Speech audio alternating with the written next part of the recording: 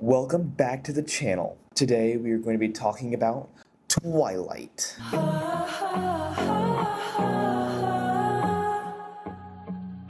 This movie taught us very important lessons. It's okay to date a teenager when you're 109 years old. Breaking into someone's house is the peak of romance, and how one town in Washington has all the supernatural spots in the entire world.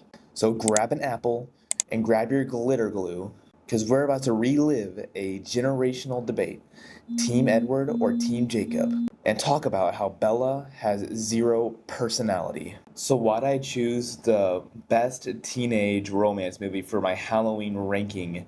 I guess you could say tier list. One, it has someone decent fall vibes, okay? It has vampires, it has werewolves. In my book, that's Halloween right there.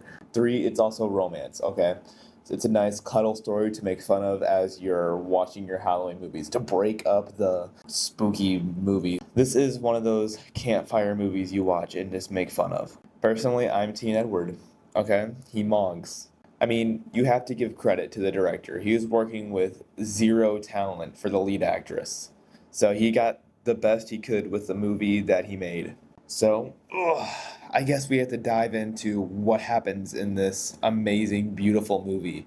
The opening scene of this movie is Bella Swan, which I didn't even know that was her last name, was Swan, narrates something about a deer in death, which is supposed to, set the tone for the rest of the movie, but I kind of just laughed at this because it's just a deer being attacked by a vampire. She has to move from sunny Arizona to Folks, Washington with her dad, Charlie, who honestly really is the only normal thinking person in the entire town. I swear, this scene between Bella and her dad going through the house is one of the most hard to watch acting scenes I've ever watched. She literally has no acting skills. It might have been the first scene they filmed for this movie. She then goes outside to see that her dad bought her a new truck, who he bought off a guy named Billy Black. Then it cuts to her dad and Billy Black doing this awkward, playful fight scene. It's so random. And then it's just werewolf guy and Bella doing this awkward conversation about how they used to play together back in the day. It's just such an awkward scene. I don't know why they put this in the movie. One thing I realized while watching this movie is this movie acts in steps. It's all right, step one, step two. All these acting scenes are all right, this part finished, next part go. We then see her go to school, and for some reason, everyone already knows her name and is introducing themselves to her. And we go to this volleyball scene, and then we see this girl, Jessica, and she says this. I'm Jessica, by the way. Hey, you're from Arizona, right? Yeah. Aren't people from Arizona supposed to be, really tan? Which is, almost the exact same scene from Mean Girls. So if you're from Africa, why are you white? I can't make this up. This is actual, real writing here. Honestly, in this scene, I don't even think Bella was acting. I think that was a genuine reaction to what she said. And then the next scene is just so chaotic. I don't even know what's going on in part of it. It just seems so sporadic. And then they talk about, news topics for their newspaper, and Bella just out of nowhere says eating disorders. I mean, what did they expect to happen? It's just that's the same reaction I would have, honestly. And here come the Collins, Aura themselves. Man, I have never seen a group of people look like they came straight out of Resident Evil before, but they look amazing.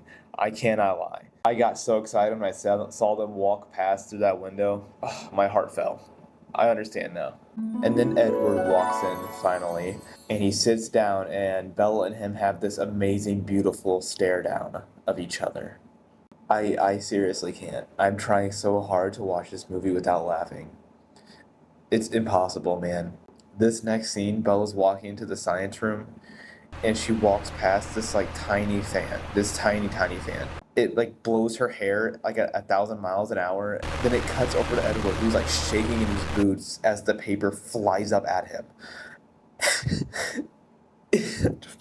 And I did notice that she like smells herself to see if she's like stinky or something. And he's just like shaking and forcefully trying to hold something back. And it cuts to the teacher with like some really phallic art on the whiteboard. This scene is just so random. He then just sprints off and leaves. I don't know why. It's supposed to be tense, but it's not. We then see Bella go into like the guidance counselor's office, and Edward is trying to get his classes changed. He can't get his classes changed, so he runs out of the door and tries to slam it. But it won't slam, it slowly shuts. We then cut to a diner where Bella and her dad, Charlie, my King Charlie, are having a dinner. And we see the waitress and some weird Santa guy come up to her. And then they both reach for ketchup at the same time. It's supposed to be awkward, but then Bella tries putting ketchup on her food and doesn't put any on there. She's like mimicking putting ketchup on food. We then see Edward hasn't showed up to school for days and Bella is getting worried.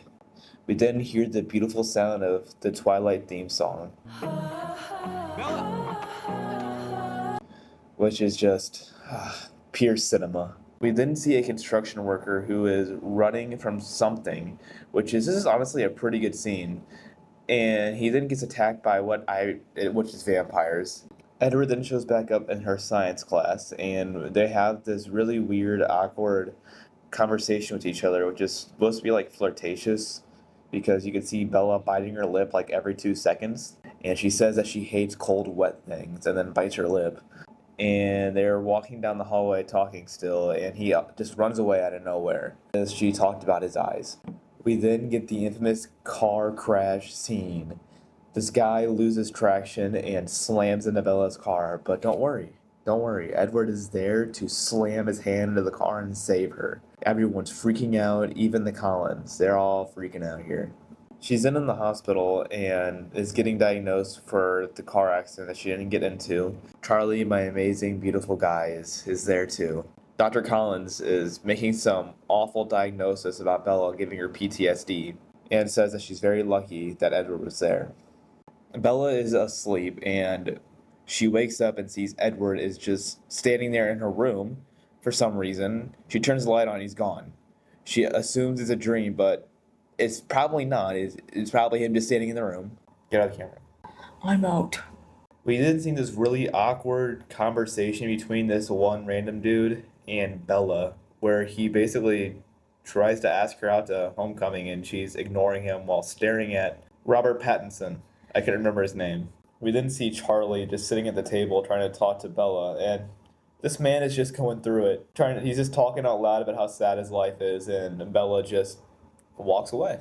Okay, so then Bella and the rest of her friends go to this like wave place called The Push and meet up with, or I guess see Jacob and his goons there. They say, the Collins don't come here. And then like literally a few seconds later, the next scene, Bella asks him about it and he goes, oh. You caught that? We then see some other vampires kill this random guy on a boat for some reason. It reminds me exactly like a ton of Ghost Rider scenes, so they just ripped off a whole bunch of other movies from most of this movie. Bella is trying to do research on what Jacob said about the Collins. She's going prom shopping and then goes to a bookstore, and then after she leaves, she's attacked by a whole bunch of drunk dudes. And out of nowhere, Robert Pattinson comes flying in and somehow he like drifts his car and bogs them and they leave her alone. Stop recording. Bella and him start yelling at each other and she ends up being late for some dinner. Edward then reveals that he can read minds and she has no reaction to this. They're driving home and Bella and him touch hands and he's absolutely freezing. Bella's going through a montage trying to figure out who Edward is and finds out that he is some sort of like old vampire called the Cold One. We then see a really choppy scene of Edward stalking Bella into the woods and him like over her like ear whispering into her what he is as they do like these weird motion pans. And then he starts like sprinting up a hill and then he reveals himself in the sunlight and starts glistening like a diamond. Jesus, like, get off of me. Bella then trips over a tree, and Edward is like, "You don't want to date me. You don't want to be with me. I am a killer. I eat people." And then they lay down in the forest together and stare at each other, and then the scene ends. Edward then invites Bella over to his house, and his family is trying to make dinner or some sort of meal for Bella. They're flying through the woods, and they're like talking about how much in love they are, and then out of nowhere it just cuts to this scene of Edward playing a piano. It's so random where all this stuff comes from. It just cuts to a random scene of like a, I don't even know. For some reason, in every scene Bella's at high school, someone's playing sports around her. Like someone just shows up with a basketball, a football, a beanbag. I don't know why. It's just like the most common thing I see. We then go to one of the best scenes of the entire movie, the baseball scene. I remember this song so well. My mom used to have the Twilight CD with all the songs on it. This one was my favorite one. I'll just let the scene talk for itself. It's time.